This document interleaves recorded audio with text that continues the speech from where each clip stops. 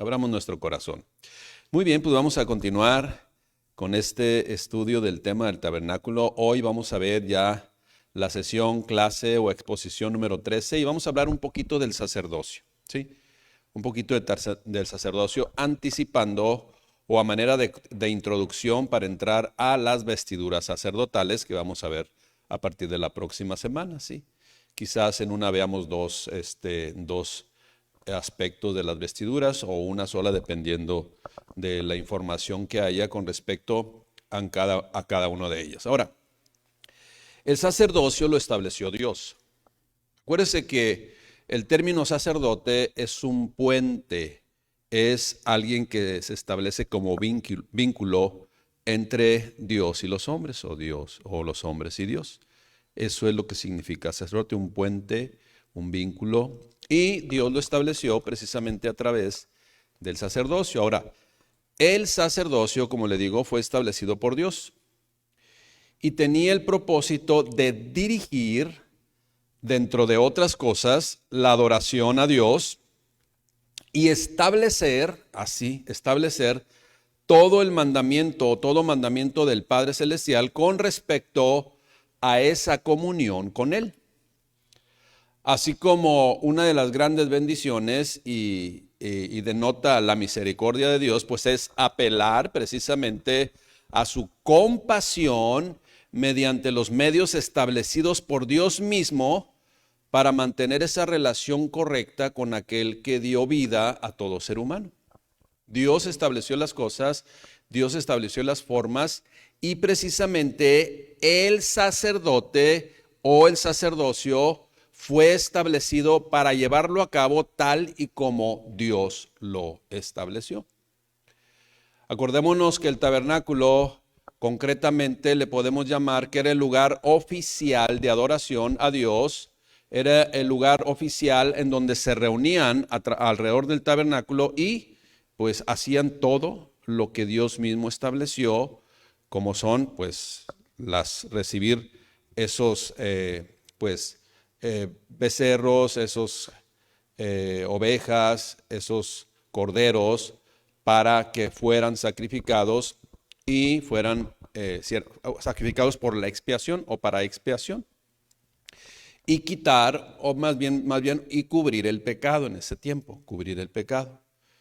Y lo hacían, siempre había movimiento alrededor del tabernáculo, siempre habría actividad. Ahora, esa prueba objetiva de que la gente iba a Dios, pues precisamente era ese movimiento que había alrededor del tabernáculo y dentro del tabernáculo. Vamos a ir pues a la palabra de Dios en Éxodo 28:1. Éxodo 28:1. Y fíjese lo que dice Dios, es el mandamiento del Padre Celestial a Moisés acerca ahora del sacerdocio.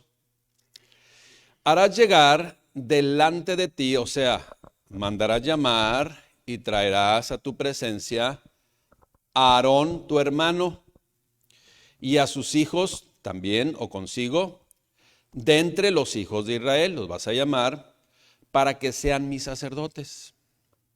A Aarón, a Nadab, a Abiú, Eleazar e Itamar, hijos de Aarón. Y harás vestiduras sagradas a Aarón tu hermano para honra y hermosura. Dos términos muy importantes, hermanos, que vamos a comentar más adelante. Para honra y hermosura. Para eso van a ser. Entonces, trae a tu hermano y a sus hijos, porque ellos los he escogido para que sean mis sacerdotes. Aquellos que van a establecer, pues, primero que nada se les va a revelar cuáles van a ser los procesos y los procedimientos y las acciones que se tienen que llevar a cabo para que lo hagan tal y como yo lo establecí. Ahora bien, antes, como le digo, que va a ser la próxima semana entrar a las vestiduras, pues vamos a hablar un poquito del sacerdote. Éxodo 28:3. Y tú hablarás a todos los sabios de corazón, a quienes yo he llenado, así como a Bezalel, ¿verdad? A quien yo he llenado de espíritu de sabiduría, para que hagan las vestiduras de Aarón, para consagrarle también, acuérdense que abrimos también el aceite de la consagración, para que sea mi sacerdote, dedicarlo, ¿verdad? Para que única y exclusivamente se dedique a eso. Ahora, habla un poquito, voy a anticipar un poquito de las partes que tenían las vestiduras. Las vestiduras que harán son estas. Bueno, el pectoral, con todas sus características que vamos a ver a partir de la semana que viene. El efod, con sus características. El manto, la túnica bordada, la mitra y el cinturón. Aunque más adelante también habla de los calzoncillos y también de los aquellos que iban a hacer ruido, ¿no? Cuando entraban al lugar santísimo. Esos cascabelitos, ¿no? Como cascabelitos. Entonces, también dice que hagan pues las vestiduras sagradas para Aarón tu hermano y para sus hijos, para que sean mis sacerdotes. Ahora, ¿de qué material? Bueno, dice, tomarán oro, azul, púrpura, carmesí y lino torcido, que son concretamente los colores que también estaban dentro del tabernáculo. Voy a leer literalmente o textualmente el comentario Diario Vivir al respecto de esto que vamos a escuchar. Dice el comentario Diario Vivir: Dios le estaba enseñando a su pueblo cómo adorarlo. Para ello necesitaba ministros, ¿sí?, que supervisaran las operaciones del tabernáculo y que ayudaran al pueblo a mantener su relación con él. Yo agrego, como él lo estableció. A estos hombres se les llamó sacerdotes y levitas, y solo podían ser descendientes de la tribu de Leví. Así lo dice Éxodo 28 y 29. Estos capítulos pues nos dan algunos detalles acerca de ellos. También el libro de Números. Un sacerdote no solo era de la tribu de Leví, sino que además era descendiente de Aarón, primer sumo sacerdote de Israel. Como tales, tenían más responsabilidades que los levitas. Como sumo sacerdote, Aarón tenía a su cargo a todos los sacerdotes y levitas. Los sacerdotes realizaban sacrificios diarios, ¿sí? Es ahí donde les mencionaba, siempre había movimiento, hermanos. Daban mantenimiento también, daban mantenimiento al tabernáculo e instruían al pueblo en cuanto a cómo seguir a Dios. Así estableció Dios, así lo estableció Dios. Acuérdense que nunca se debía, y así lo maneja la Escritura, ofrecer fuego extraño a Dios, o sea, una forma distinta a lo que Él estableció.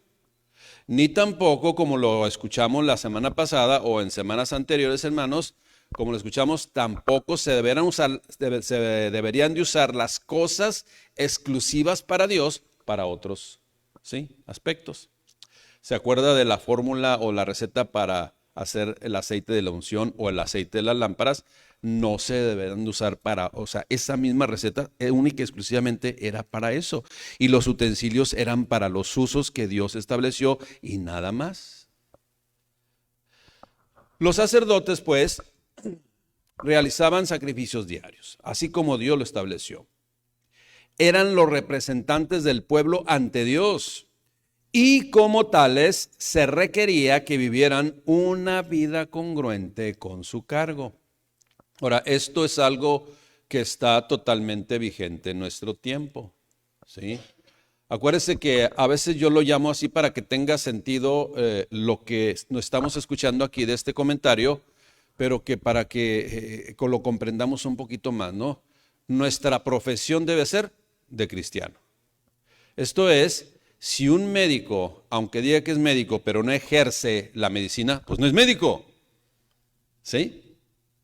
Si una persona que dice que es mecánico, ¿sí?, y que es una persona muy capacitada en ese oficio, pero no lo ejerce, pues realmente no es mecánico. Lo mismo es en el cristianismo, hermanos, ¿sí? Mi profesión debe ser cristiano. ¿Por qué? Porque la estoy ejerciendo, no porque lo digo. Eso es lo que marca la diferencia. Así es de que estos sacerdotes eran los representantes del pueblo ante Dios y como tales se requería que vivieran una vida congruente con su cargo. o sea, su oficio, su profesión. Ahora Jesús, hermanos, es ahora nuestro sumo sacerdote. Así lo manifiesta Hebreos 8, ¿no? En este contexto de lo que se hacía en aquellos tiempos y ahora sabiendo que era la sombra de lo que había de venir, hoy en este tiempo ya no se necesitan más sacrificios en el sentido que se hacían en aquellos tiempos. Acordémonos que aquellos tiempos era lo más común, Hoy a personas, como les he mencionado varias veces, les puede caer de peso leer esto, pero era lo común en aquellos tiempos. Era lo común. Si lees cualquier libro de historia en donde narra los hechos, acontecimientos también del mismo México, pues solamente las prácticas que se hicieron eran en aquel tiempo así. Ya no aplican, ¿verdad? La mayor parte de los presidentes de México murieron emboscados. ¿Sí? Y así eran aquellos tiempos, hermanos. Usted estudie la historia. Ya no aplica, ya es otro tiempo. Jesús, pues, ahora es nuestro sumo sacerdote. Ya no se necesitan sacrificios, que era en aquellos tiempos lo más natural y lo establecido por Dios, porque ahora en ese tiempo también el sacrificio fue él mismo. Él se ofreció a sí mismo. Él dijo, a mí nadie me quita la vida, ¿sí? Sino yo la pongo y la vuelvo a tomar. Él se sacrificó a sí mismo en la cruz por nuestros pecados. Los ministros hoy ya no necesitan sacrificar animales. En lugar de eso, hoy comprendemos lo establecido por Dios y lo establecemos en la congregación. ¿Sí, hermanos? Aunque a algunos le pueda pesar. Acuérdense que cuando estamos asistiendo a una iglesia cristiana, pues se va a establecer lo que Dios diseñó, hermanos. Pues es lo mismo en un contexto diferente, ahora en el tiempo de la gracia, pero es lo mismo, hermanos, que la obligación que tenían en aquel tiempo. Ahora, ¿qué pasaba si el sacerdote hacía las cosas a su modo? Bueno, preguntémosle a los hijos de Elí, ¿no? ¿Qué sucedió? Ofrecieron un fuego extraño. Entonces, hermanos, hoy en este día es exactamente lo mismo. Debemos de establecer lo que Dios demanda en su palabra de una manera correcta, porque si no, pues después vamos a andar como aquellas congregaciones que sí están llenas, pero solamente son centros de espectáculos, no son iglesias de Dios. Así de que hoy los ministros nos guían en oración y nos enseñan acerca de las bendiciones y de los sacrificios que llegan a nuestra vida como cristianos, ¿sí? Pero ahora es nuestra vida, hoy hermanos, algo que yo he comprendido durante todo el tiempo que he caminado en el Señor es que entre más obedientes seamos a la palabra de Dios, todo es más fácil. Mientras menos obedientes seamos a la palabra de Dios, pues nos complicamos la vida. Es principio de Dios. Mi pueblo fue destruido porque le faltó conocimiento. O sea, mi pueblo padeció las consecuencias por no saber cómo decidir. Y decidió mal. Se salió del paraguas, como decíamos al principio antes de grabar, ¿no? Es de que eso es lo que debe establecer el sacerdote hoy, en estos tiempos, los ministros. Ahora, todo el diseño o todo lo que Dios diseñó fue perfecto. Y hoy tiene un sentido también perfecto. Dios, como vemos, estamos viendo aquí desde el principio, Dios estableció todo conforme a su voluntad, y para que en este caso, a partir de Éxodo capítulo 26, 27, que fue cuando empezó a dar las instrucciones de cómo erigir el tabernáculo, otorgó dones y talentos para el diseño y la fabricación de todo lo que se requería para cada uno de los espacios del tabernáculo. Desde los colores de las telas, la forma de hilarlas, el entorno del atrio, ¿verdad? Que es el patio que estaba alrededor del tabernáculo o del lugar santo y santísimo.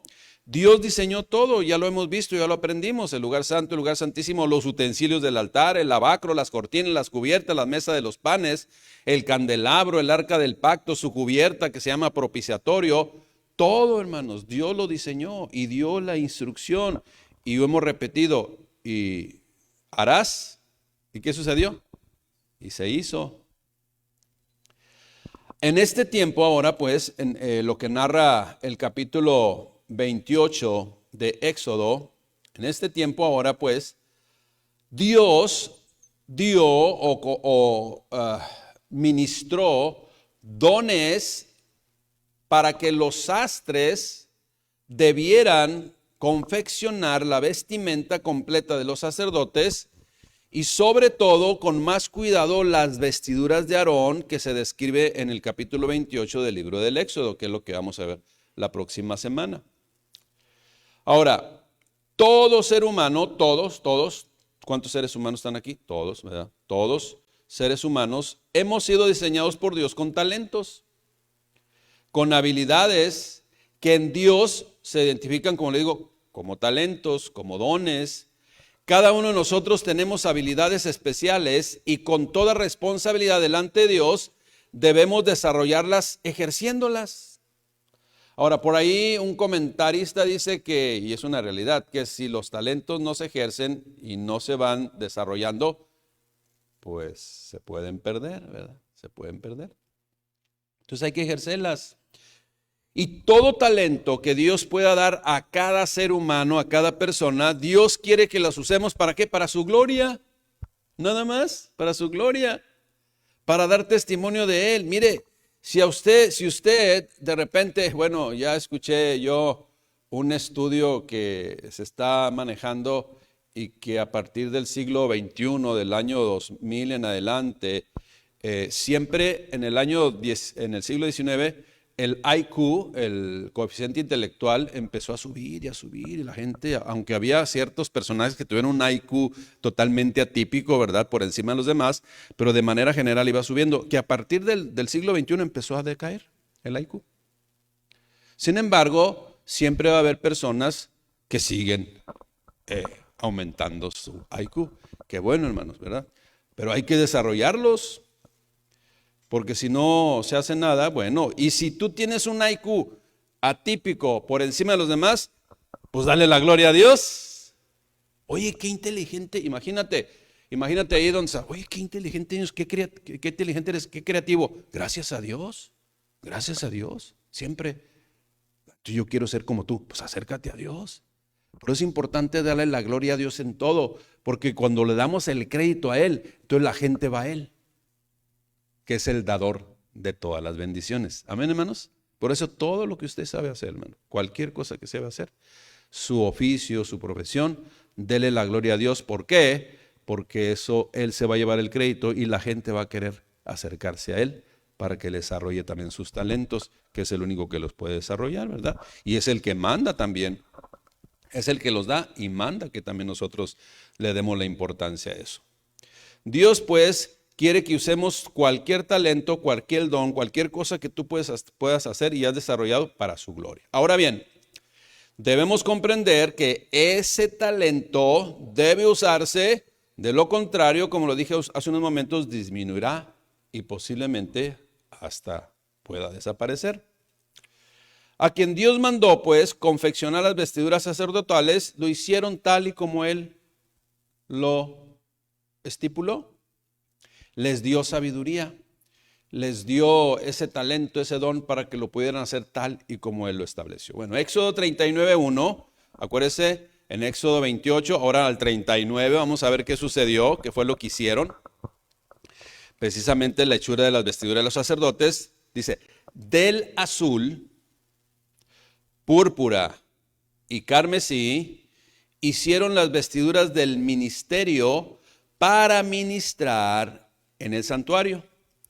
Y asimismo hicieron las vestiduras sagradas para Aarón, como Jehová lo había mandado a Moisés. Entonces llevaron a cabo esto, hermanos, que vamos a estudiar la próxima semana. Hoy estamos hablando un poquito del sacerdocio. El estudio de las vestiduras sacerdotales lo haremos pieza por pieza, pues la reunión a partir de la próxima reunión. Lo vamos a ver por partes, acorde con la información que haya de cada una de ellas.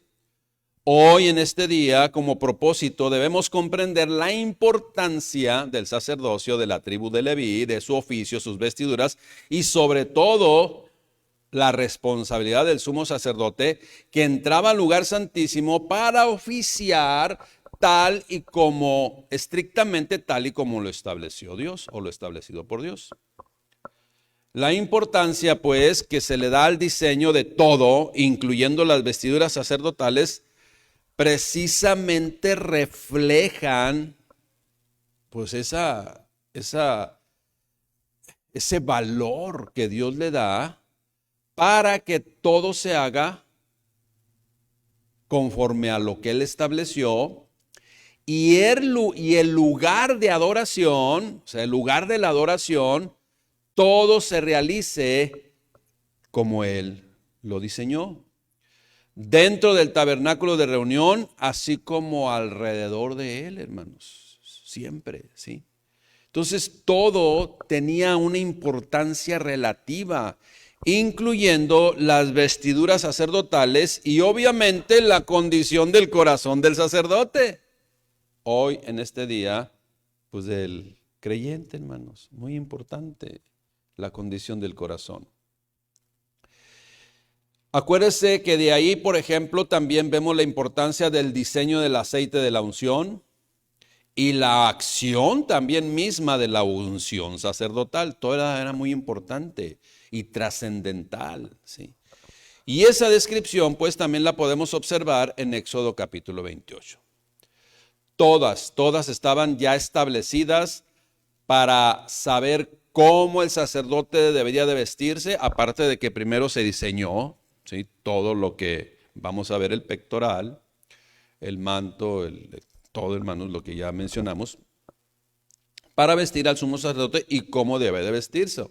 En este caso, Aarón. Las vestiduras eran para honra y hermosura. ¿Qué significa que las vestiduras eran para honra y hermosura? Honra habla de esplendor, habla de dar honor, habla de la gran importancia, habla de acciones gloriosas que dan testimonio de quién es el Padre Celestial.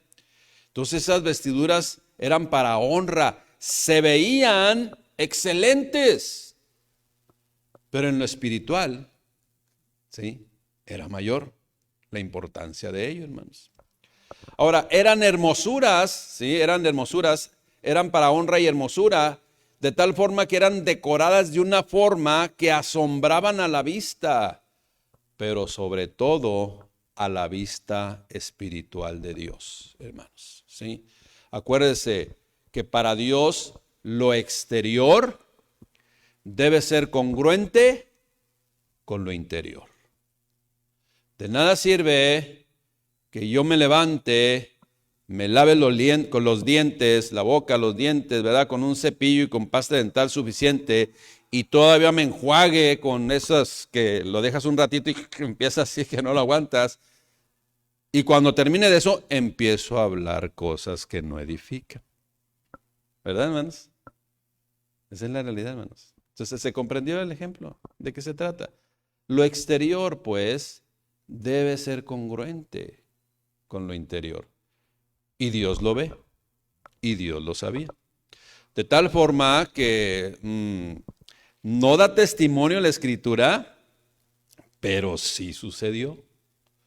Porque sí se menciona que esos cascabeles que traían los sacerdotes cuando entraban al lugar santísimo, entraban al lugar santísimo y se escuchaba que se iba moviendo, y cuando no se movía, quiere decir que había fallecido, muerto, porque había pecado en su vida, de tal forma que también traía un lazo amarrado a la cintura para que si no se movía lo pudieran jalar, porque nadie podía entrar al lugar santísimo, lo tendrían que jalar y sacarlo, y pues ahí, hermanos, esa es la situación, ¿no? Porque no había congruencia de lo exterior. Muy bonito, ¿verdad? La vestidura, todo el protocolo, pero el corazón alejado de Dios. Pero el corazón totalmente, pues, en lugar de traer esa esplendor, esa hermosura y esa honra, pues era todo lo contrario. Una vez más, pues debo comentar que todas esas vestiduras nos hablan del Señor Jesús. ¿Mande? ¿Qué dije? Todas esas vestiduras, todos esos elementos que vamos a ver a partir de la próxima semana, hablan de Jesucristo, hermanos, una vez más. Nos hablan del Señor Jesús, nuestro gran sumo sacerdote, perfecto, sin mancha e infalible, entre otros tantos atributos. Jesucristo es el sumo sacerdote de nuestra profesión y todo aquello representaba a Él. En Hebreos 3:1 dice lo siguiente: por tanto, hermanos santos, participantes del llamamiento celestial, considerar al apóstol y sumo sacerdote de nuestra profesión, Cristo Jesús, el cual es fiel al que le constituyó, fiel al Padre, como también lo fue Moisés en toda la casa de Dios. Moisés era un tipo de Cristo, ¿verdad? En toda la casa de Dios, porque de tanto mayor gloria que Moisés es estimado Jesucristo, ¿verdad? Es estimado digno cuando tiene mayor honra que la casa que el que la hizo, porque cuanto tiene mayor honra que la casa, el que la hizo.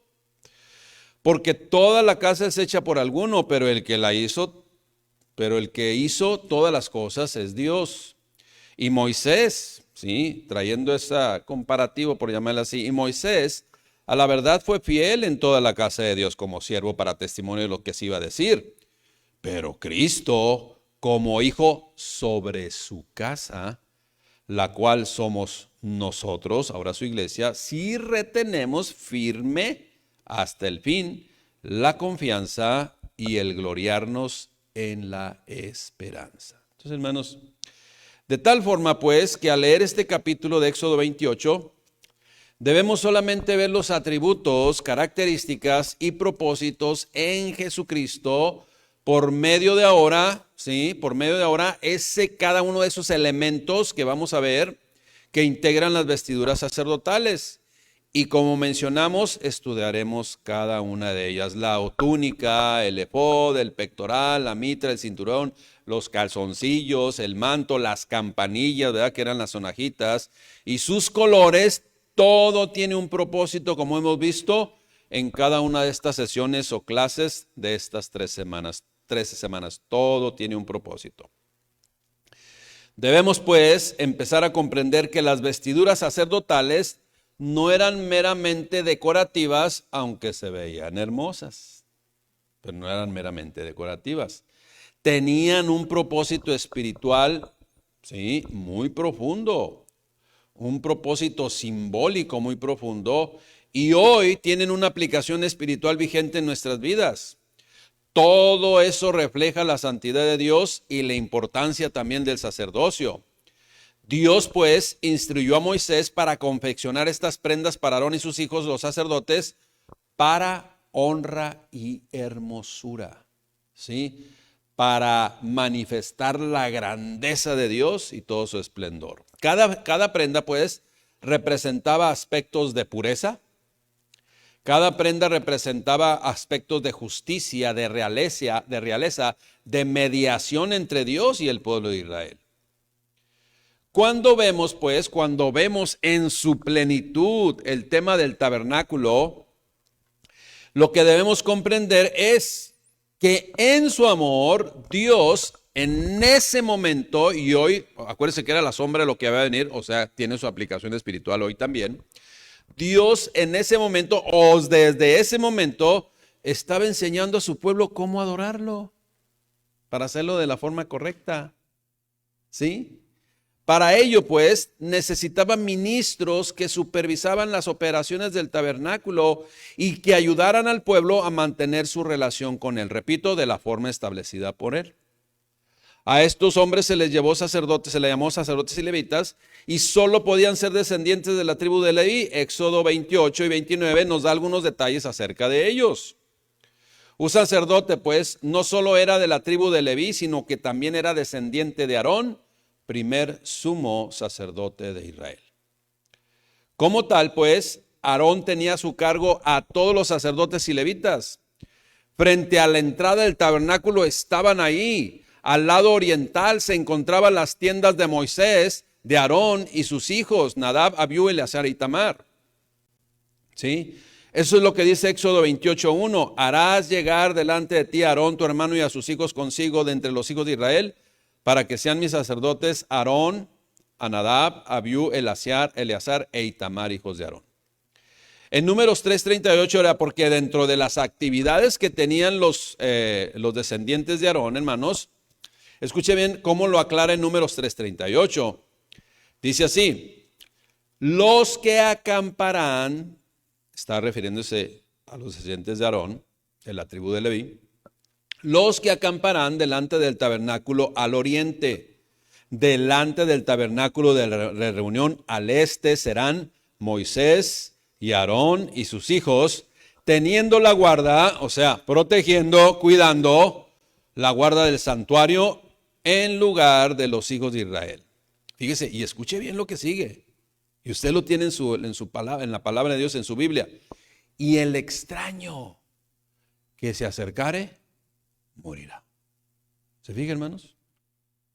Todo eso es la importancia, nos da a enfatizar la importancia, la responsabilidad, el temor que debe de haber por las cosas de Dios. Aarón, pues, un tipo de Cristo, en su momento como sumo sacerdote, mientras que sus hijos simbolizaban el ministerio de Cristo y la iglesia, él también pues era el representante de Dios en la tierra y también el vínculo entre los hombres y Dios. Dado que ningún hombre, escuche bien lo siguiente, dado que ningún hombre podía representar o tipificar a Cristo en su totalidad, repito, dado que ningún hombre podía representar a Cristo, pero plenamente en su totalidad, hermanos y hermanas, en todas las áreas no lo podía representar, entonces se complementaba con las características que vamos a ver la próxima semana que tenían sus vestimentas. Y también su función para simbolizar a plenitud todo lo que había de venir. Y todo, una vez más, repito, como lo he repetido en esta serie del tabernáculo durante más de 7 u 8 veces, todo apunta ¿a quién? A Cristo Jesús, al Señor Jesucristo. Entonces, un hombre, aunque era tipo de Cristo, no podía en su plenitud ser Cristo. Por lo tanto, todos aquellos aditamentos que tenía el sacerdote empezaban a cumplir a plenitud lo que había de venir. Ahora, los sacerdotes, realizaban sacrificios diarios, daban mantenimiento al tabernáculo e instruían al pueblo cómo adorar, seguir, sí, y alabar a Dios. Eran los representantes ante Dios y como tales, pues tenían que vivir en el orden de Dios. Ahora bien, esto que vamos a ver aquí es una tabla que les puse ahí, que es un comparativo entre el sacerdocio antiguo, ¿sí?, del antiguo pacto y el nuevo pacto, ahora en Cristo Jesús, en donde confirmaremos que todo aquello era la sombra de lo que había de venir, pero que a la plenitud del Señor Jesucristo se quedaba corto. Por eso estaban los demás aditamentos, hermanos. Hoy también sabemos que en lo individual nada pudo cumplir con la plenitud de Jesucristo, de tal forma que en ese cúmulo de elementos que vamos a estudiar, pues en su totalidad ya dan más la medida de Cristo. ¿Cuál era la gran diferencia, hermanos? Y ahí tenemos algunas 15 o 16 diferencias. Estamos viendo la tabla amarillita, ¿verdad? Por un lado tenemos el sacerdocio de Aarón y su descendencia, y por el otro lado tenemos a Jesucristo como sumo sacerdote. Número 1, primer gran diferencia. El sacerdocio de Aarón y su descendencia eran vestimentas externas, mientras que el de Jesucristo es una vestimenta interna. 2, el sacerdocio humano, por llamarle así, fue ungido por Moisés, obviamente por mandato de Dios. Sin embargo, aquí el sacerdocio de Jesucristo fue directamente ungido por Dios. ¿Sí? 3, el sacerdocio de Aarón y su descendencia era pecable. Ellos primero tenían que ofrecer sacrificios por su misma vida y estar ya listos para ofrecer ahora sí por el pueblo. Entonces eran pecables y falibles. Sin embargo, el de Jesucristo es santo e infalible. Ellos eran muchos sacerdotes, ¿sí? Y se pasaban de generación a generación. Jesucristo un solo sacerdote. ¿Sí? Se ofrecían ofrendas continuas, sacrificadas, ofrendas continuas sacrificadas, continuamente ofrendas sacrificadas. En Jesucristo fue una sola ofrenda. 6, todos los sacerdotes murieron. Jesucristo murió, resucitó y vive para siempre. 7, no tenían poder en sí mismos. Jesucristo fue el Todopoderoso. Tuvo ese tributo de parte de Dios, ¿sí? Ya lo explicamos el domingo también. Omnipotente, omnisciente, omnipresente no, porque el estar en un cuerpo físico le limitaba, ¿verdad? Pero hoy ya lo puede hacer una vez más. Entonces no tenían poner a sí mismo, pero Jesucristo era el Todopoderoso. Ser humano, pues, el sacerdocio humano eran con necesidades. Sin embargo, Jesucristo fue perfecto. Y no solamente perfecto en Él, sino también desea la perfección para nosotros e intercede por nosotros, aunque nunca jamás lograremos la plenitud de la perfección en este mundo y con este cuerpo físico. El número 9, el sacerdocio humano era su trabajo, ser humano con necesidades. Y el Jesucristo perfecto intercede por nosotros. 9, su trabajo nunca fue terminado, continuaba. Y Jesucristo dijo en la cruz del Calvario, consumado es. 10, solamente se cubría el pecado en la antigüedad. Jesucristo quitó el pecado, erradicó el pecado. ¿Dónde está, oh muerte, tu aguijón? ¿Dónde está, oh sepulcro, tu victoria? El 11, solo eran sacerdotes. Y Jesucristo es rey y sacerdote, ¿sí? 12, su ministerio era temporal. El ministerio de Jesucristo es por la eternidad, sempiterno, ¿verdad? Era la sombra, el sacerdocio antiguo era la sombra de lo que había de venir. Y lo que había de venir vino, llegó y cumplió su propósito, hermanos. Por lo tanto, el sacerdocio de de Aarón, ¿sí? Hermano de Moisés, ahí estaba la promesa, pero en Jesucristo se cumplió todo. Su actividad era limitada, la actividad de Jesucristo es ilimitada, hermanos.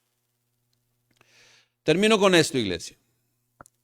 La responsabilidad, pues, de toda la tribu de Leví y el lugar que le correspondía entre las demás tribus, ¿sí?, tenían otras actividades. No solamente oficiaban o estaban dentro del lugar santísimo el sumo sacerdote, antes primero se limpiaba él, y estaban los demás afuera apoyando en el lugar santo y sobre todo también en el atrio, hermanos. No, fíjese también lo que hacían.